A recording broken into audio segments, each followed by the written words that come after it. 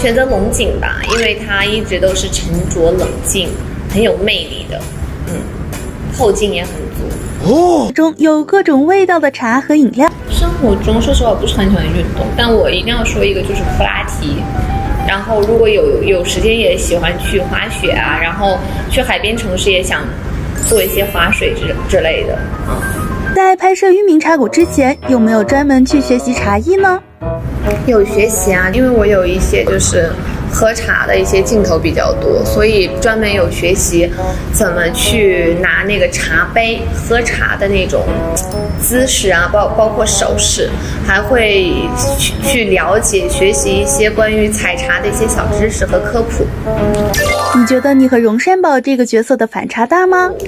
我觉得我和荣善宝的反差是非常之大的，因为我本人是一个性格很开朗、很外放，然后当然没有赵昭仪那么外放的，但是也是非常活泼的一个性格。但是荣善宝呢，他是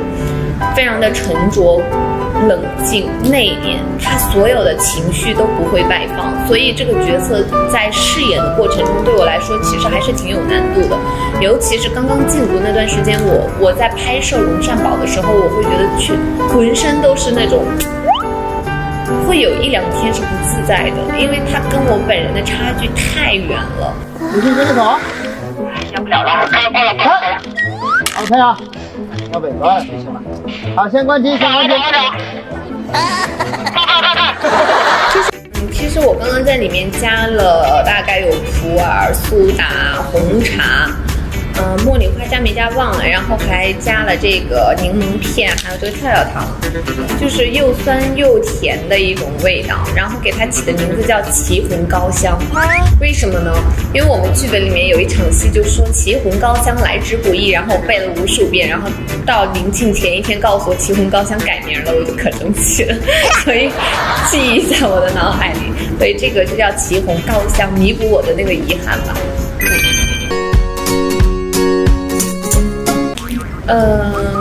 比较异的是赵昭仪，因为他从一进组走戏开始就非常的异，非常的外放。最异的我觉得是昭昭跟娜扎，他俩是最异的。请用一句话来形容一下玉茗茶谷的日常。一直都在背词的路上，睡觉也背，醒来也背，化妆也背，出组进组都在背。全程在一个背词背到天亮的一个日常吧。然后我跟陆江来互换最适合。请说出荣善宝的3个优点。3个优点的话，对自己够狠，对外人更狠，然后智慧果敢。在饰演荣善宝的时候，你有为这个角色设计一些标志性的小动作吗？他是一个就是不会有特别大的笑容，或者说有特别大幅度动作的一个角色，但是我有在根据剧情，然后慢慢给他设计一些很微妙、很细微的一些微笑。荣善宝还有就是在救陆江来，就是救男主的那个过程中，捡到了一个他的玉扳指，然后这个玉扳指呢，